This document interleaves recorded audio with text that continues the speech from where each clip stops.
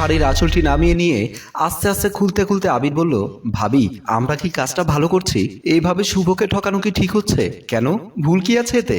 না, শুভ আমার এত ভালো বন্ধু, ও আমার নিজের বন্ধুর থেকেও বেশি ভাইয়ের মতো ট্রিট করে আসছে সেই কলেজ লাইফ থেকে। ওর সাথে এত বড় একটা বেইমানি করতে আমার বলেই একটা দীর্ঘশ্বাস ফেলে মাহি বলল, দেখো, দুজন মানুষ যদি দুজনকে পেতে চায় সেখানে কোনো পাপ নেই, আর শুভ কিছু জানতেই পারবে না, এত টেনশন করার মতো কিছু নেই। প্লিজ, ও যাতে কিছু জানতে না পারে। আমি জানি ও যদি তোমার আর আমার এই সম্পর্কের কথা জানতে পারে আগে আমাদের দুজনকে শেষ করবে, এরপর নিজেকে শেষ করবে। তুমি কিন্তু মুড খারাপ করে দিচ্ছ আমার। এসো, যেটা করার সেটা শুরু করি। এই বলে আবিরকে টেনে বিছানায় নিয়ে যায়। আবির একটি মেয়ে ছোঁয়া পেয়ে নিজেকে আর কন্ট্রোল করতে পারলো না, বন্ধুর বউকে নিজের সাথে জড়িয়ে ধরলো। এরপরে দুজনে ভালোবাসার সাগরে হাবুডুবু খেতে লাগলো। একটু সময় পর শুভ নিজের প্রয়োজন মিটিয়ে মাহির রুম থেকে বেরিয়ে আসলো। মাহি কাপড় চোপড় ঠিক করে উঠে শুভ যাওয়ার দিকে চেয়ে থাকে।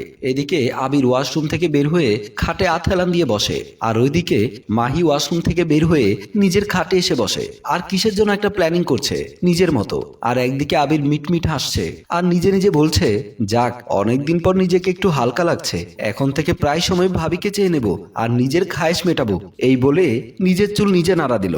মাহি সোফায় বসে আছে। এমন সময় শুভ মাহির পাশে আসে, সাথে একটা ল্যাপটপ নিয়ে। দুজনে পাশাপাশি বসা। শুভ ল্যাপটপ খুলে বলল, তোমার মোবাইল থেকে সব এখানে ট্রান্সফার করে রাখি, দাও মোবাইল দাও। মাহি মোবাইলটি দেয় আর কেবল ঢুকিয়ে শুভ সবটা ট্রান্সফার করে নিতে নিতে বলল, তোমার মতো তুমি কি কাজ করে যাচ্ছ নাকি কোনো সমস্যা হচ্ছে? না, আমি কি এতটা কাঁচা খেলোয়াড় নাকি যে সমস্যা হবে? আমি আমার মতো সব হ্যান্ডেল করছি।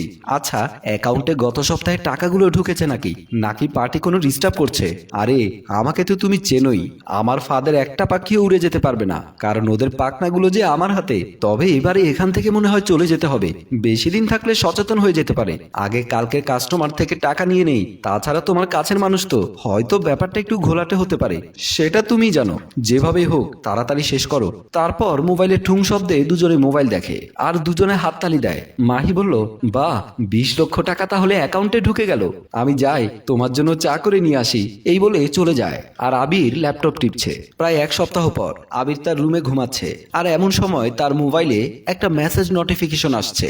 সে মোবাইলটি হাতে নিয়ে দেখলো নোটিফিকেশনটি তার বন্ধু শুভর স্ত্রী মাহি। সে সেখানে ক্লিক করতেই দেখলো একটা ভিডিও ফাইল। ভিডিওটা ওপেন করতেই সে কি যেন দেখে তার চক্ষু চড়ক গাছ।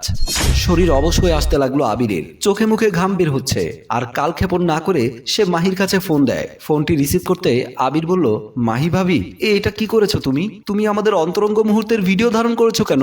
মাহি অট্টহাসি দিয়ে বলল, যাক, ভালো হয়েছে তুমি নিজে থেকেই কল করেছো আমায়, নয়তো আমিই তোমাকে ফোন করতাম। মানে কি চাও তুমি আমার কাছে? আর এই ভিডিও যদি আবির ভুল করেও দেখে ফেলে তখন কি হবে তুমি ভাবতে পারছো? আমার হাজবেন্ডকে আমি কিভাবে হ্যান্ডেল করব সেটা তোমার চিন্তার বিষয় নয়। ভালোই ভালোই আমার অ্যাকাউন্টে 10 লক্ষ টাকা পাঠাও, নয়তো এই ভিডিও ভাইরাল করতে কিন্তু বেশি সময় লাগবে না আমার। কথা শুনে শুভ একটু বিচলিত হয়ে বলল, হ্যাঁ, আমি একাই ভাইরাল হব আর তুমি? মাহি হেসে বলল, একটু ভালো করে দেখো তো ভিডিওর কোথাও আমায় দেখা যাচ্ছে কিনা। এটা হতে পারে না তো, মাই আমার সাথে এত বড় একটা গেম খেলতে দেবো না আমি। দরকার পড়লে আমি আবিরকে সব বলে দেব, তাতে যদি আমার বন্ধুত্ব ভেঙে যায় যাক। তাই নাকি? কত কনফিডেন্স তোমার, অবাক হয়ে যাচ্ছি আমি। Over confidence. ওকে, কালকে একদিন সময় তোমার, মনে রেখো। এই বলে কলটি কেটে দেয়। শুভ মোবাইলটি নিয়ে তা দেখে চিন্তায় পড়ে যায়। সত্যি তো, শুধু আমাকে দেখা যাচ্ছে, কি করব এখন? সে ভাবনায় পড়ে যায়। শুভ আবিরের অফিসে যায় আর গিয়ে দেখে আবির অফিসে বসে বসে ল্যাপটপ টিপছে। সে পাশে গিয়ে চেয়ারে বসে। আবির দেখেও না দেখার ভান ধরে ল্যাপটপ টিপছে। শুভ বলল, কিরে, কি অবস্থা? ভাবি কেমন আছে? শুভ চশমাটা খুলে হাসি দিয়ে বলল, তুই কোন ভাবির কথা বলছিস রে? আমার জানা মতে আমি তো 64 জেলায় 64টা বিয়ে করেছি, তুই কোন জেলার বউয়ের কথা বলছিস? এসব তুই কি বলছিস? আরে, আমি মাহি ভাবির কথা বলছি। আমার কোনো বউ নেই, যেখানে যাই সেখানে একটা বউ হিসেবে রেখে দেই, এটা আমাদের একটা বিজনেস মনে কর। তাছাড়া তুই কেন আমার কাছে আসলি? শুভ বলল, তুই আমার কাছে এতদিন কি লুকিয়েছিস বলতো? তোর ব্যবসাটা কি? তুই তো এমন ছিলি না গ্রামে, কত সহজ সরল একজন মানুষ ছিলি তুই। অতি সরল হতে গিয়ে তো তখন আমাকে সবাই ঠকিয়েছে। আমার মা আর বোন একসাথে আত্মহত্যা করেছে, বাবাকে তো আগে থেকে হারিয়েছিলাম। আমার মা আর বোন কেন মারা গেছে একবারও কি যাচাই করে দেখেছিলি তোরা? সমাজের গ্রামের মানুষরা উল্টো আমাকে গ্রাম ছাড়া করেছিস মারতে মারতে। শুভ কথা শুনে একটু লজ্জা পড়ে যায়। আবির বলল, সেদিন আমার পরিবারের কি দোষ ছিল যেদিন দুটো লাশ একসাথে বিছানায় শুয়ে রাখা হয়? আবির দেখে দুটি তাজা প্রাণ কত শান্তভাবে ঘুমাচ্ছে। সে দুজনকে জড়িয়ে ধরে কান্না করতে লাগলো এবং সে পাশে একটি চিঠি দেখতে পেল। সে চোখের পানি মুছে চিঠিটা খুললো, পড়তে লাগলো। আর চিঠিতে লেখা আছে, আদরের ভাইয়া, পারলে আমাকে মাফ করে দিস। এই সমাজের চোখে আমি একজন বেশ্যা, আর আমার মাও একজন বেশ্যার মা। বিশ্বাস কর ভাইয়া, আমি এমন কিছুই করিনি। আমাকে শুধু শুধু মিথ্যে অপবাদ দেওয়া হয়েছে। আমি কারোর সাথে কোনোদিনও মুখ খুলে কথা বলিনি, তবুও কেন আমাকে জোর করে ধরে নিয়ে গিয়ে আমার ভিডিও ধারণ করা হয়েছিল, আর আমাকে এবং মাকে হুমকি দেওয়া হয়েছিল আমরা যাতে বাড়ি ছেড়ে চলে যায়, আর ভিটা বাড়ি যাতে ওদের নামে লিখে দেই। ভাইয়া, এই কাজগুলো আমাদের এলাকার বড় বড় মাথাওয়ালা মানুষগুলো করেছে। ভাই, আমি জানি না তোর কেমন লাগছে, তোকে খুব ভালোবাসি রে।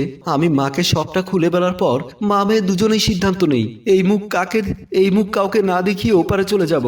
যেমন ভাবনা তেমনটাই হলো। ভাইয়া, পারলে আমাদের প্রতিশোধ নিস, সমাজের উচ্চবিত্ত মানুষকে ছাড়বি না। ইতি, তোর লক্ষ্মী বোন। হাউমাউ করে কান্না করতে লাগলো আর মনে মনে শপথ করলো, আমি তোমাদের কথা দিচ্ছি, আমি এই সমাজের একজন উচ্চবিত্ত মানুষকেও ছাড়বো না। সে কান্না করতে থাকে। আমি সেদিন থেকেই শপথ করেছি, আমি আমার মা এবং বোনের প্রতিশোধ নেব। তাই নিজের মতো নিজে প্রত্যেকটা শহরে ঘুরে বেরিয়েছি, পথে ঘাটে ঘুরেছি। আজ এ পর্যায়ে আসলাম, এতে আমার দোষ কি? আমাকেই বা কেন এত বড় একটা ফাঁদে ফেললি? কেন, তুই কি আমাদের মাতব্বরের ছেলে ছিলি না? সেদিন কি তুই তোর বাবার বিরুদ্ধে বলেছিলি? এমন সময় মাহি হাততালি দিয়ে এসে বলল, অনেক হয়েছে, তুমি যদি আবিরকে বিচারও দাও, আমার পক্ষ থেকে কোনো ছাড় পাবে না, কারণ আমি ওর মতো সমাজে বিচার না পাওয়া একজন মেয়ে। আমরা আমাদের এই বিচার কার্যক্রম সারা বাংলাদেশে চালিয়ে যাব। দোষপ্রাপ্ত সমাজের কোনো ব্যক্তিকে ছাড় দেব না। তুমি টাকা রেডি করে নিয়ে আসো।